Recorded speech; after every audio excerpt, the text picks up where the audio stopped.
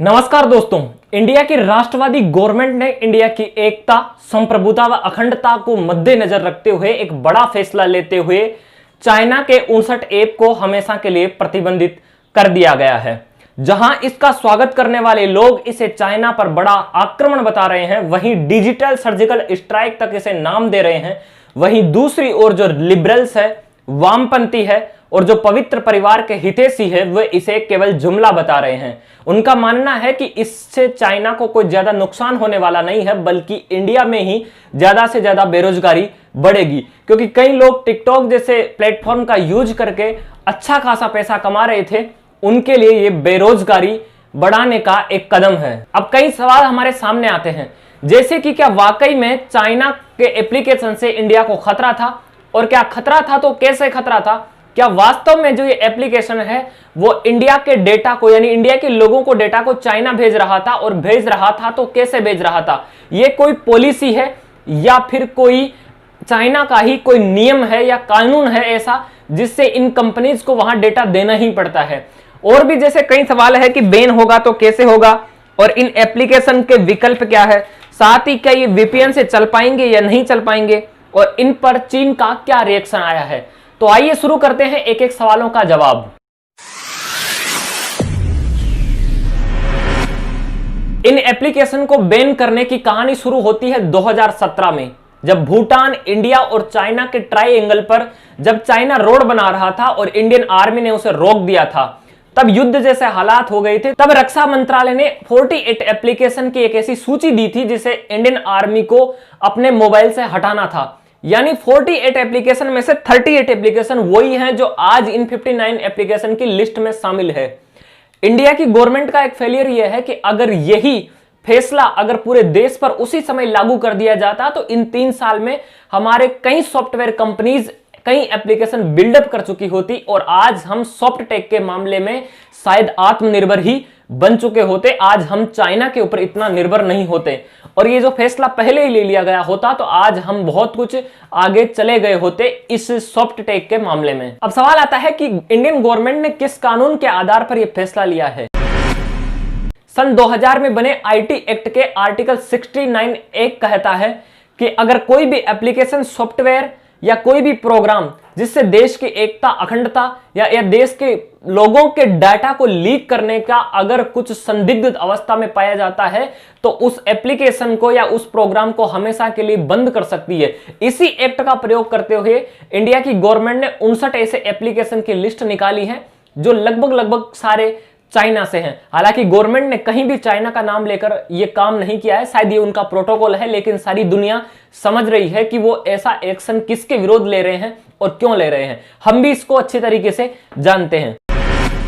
अब सवाल आता है कि गवर्नमेंट ने जब इन पर बैन लगाया तो गवर्नमेंट ने क्या रीजन दिए। गवर्नमेंट ने कई रीजन दिए, उनमें से मुख्यतः कुछ ऐसे हैं कि इन एप्लीकेशन से भारत की सुरक्षा, संप्रभुता, एकता व अखंडता को खतरा बताया था।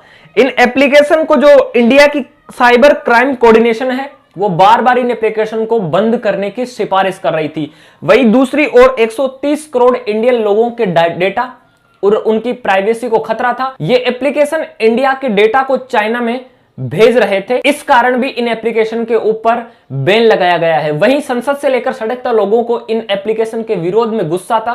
साथ ही साथ लोग मांग कर रहे थे कि इनके ऊपर कुछ गवर्नमेंट एक्शन ले। इंडियन साइबर स्पेस की प्राइवेसी को भी इसका खतरा था, इस कारण भी इंडियन गवर्नमेंट को यह फैसला लेना पड़ा है। अब सवाल आता है कि इन एप्लीकेशन से इंडिया को खतरा कैसे था, ये एप्लीकेशन यहां का डाटा वहां पर कैसे भेजते हैं।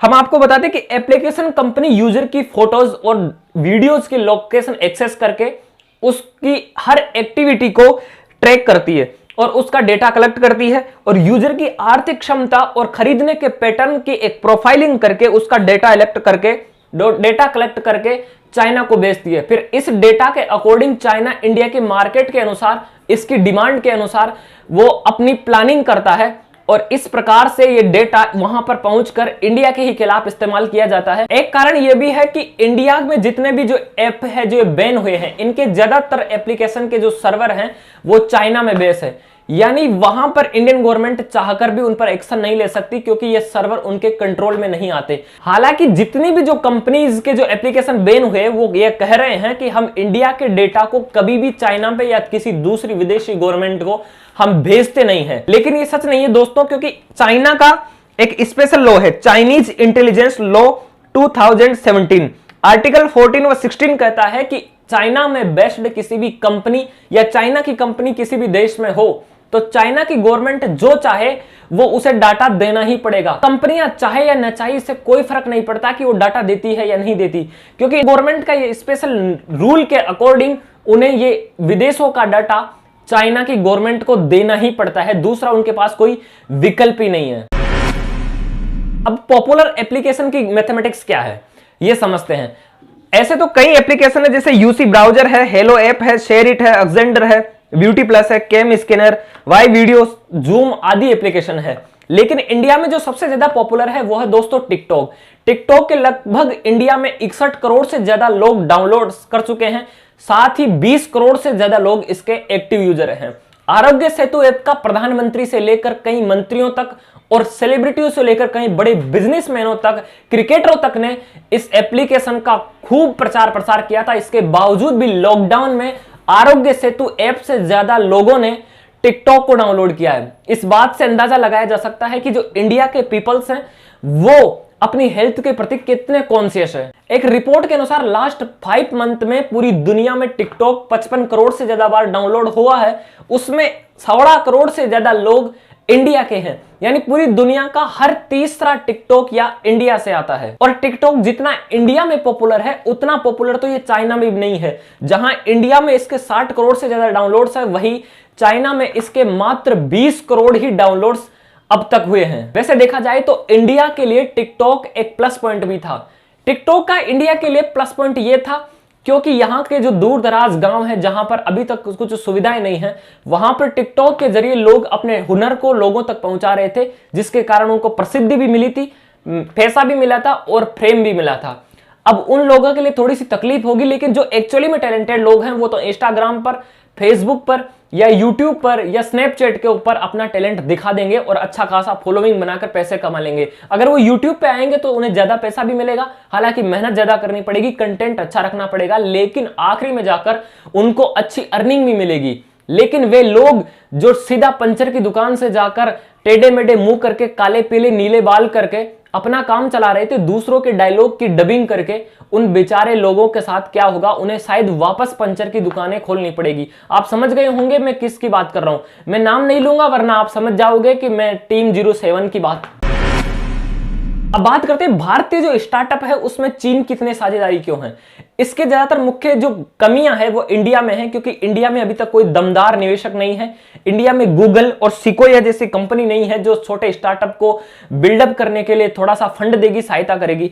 इंडिया में कोई भी 10 लाख करोड़ देने में किसी भी स्टार्टअप को सक्षम नहीं है। और इंडिया की जो कंपनीज है वो अगर स्टार्टअप्स को मौका भी देती है तो वो शॉर्ट टर्म के लिए पैसा देती है।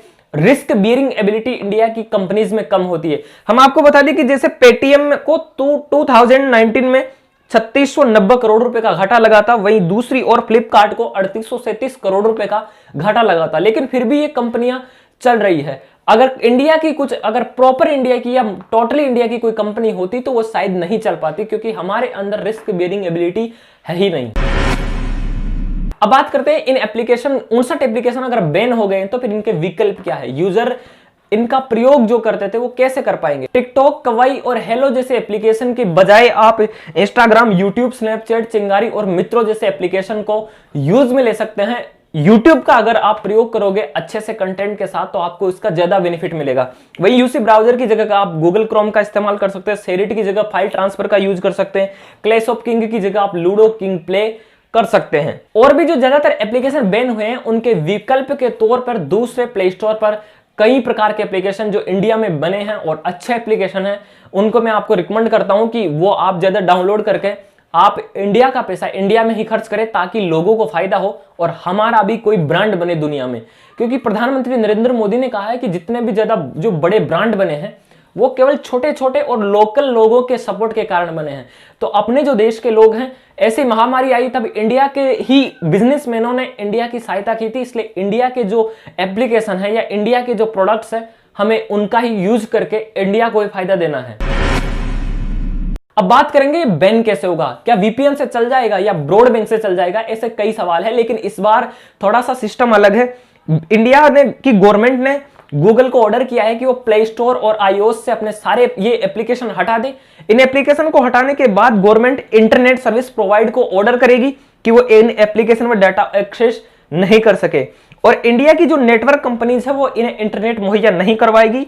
इन कंपनीज को बस एक स्पेशल फिल्टर लगाने की जरूरत पड़ेगी, जिसके बाद इन एप्लीकेशन को नेटवर्क मिलना अपने आप बंद हो जाएगा और ये एप्लीकेशन हमेशा के लिए बंद हो जाएंगे।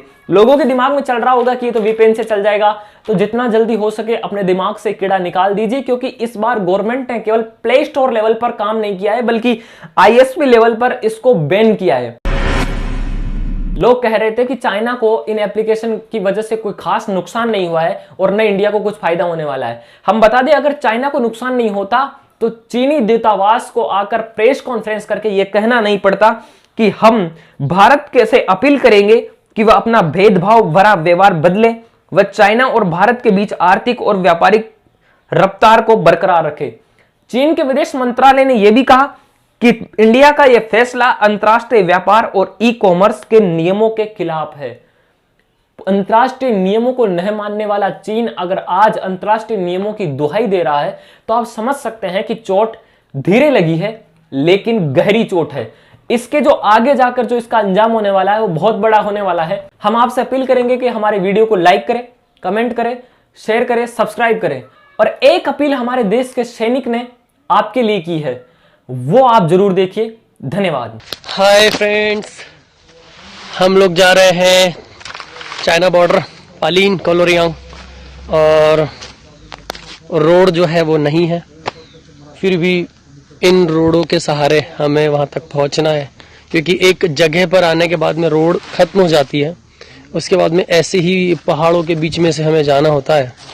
और ये हमारा ट्रक है जिससे हम लोग जा रहे हैं, तो बढ़िया है। आप उधर मस्त रहिए, हम लोग इधर देश के लिए कुछ ना कुछ कर रहे हैं। आप लोग भी उधर थोड़ा सा चाइना के ऐप को डिलीट करो यार, बायकॉट करो उनका, और उनके प्रोडक्ट्स को भी बायकॉट करो यार।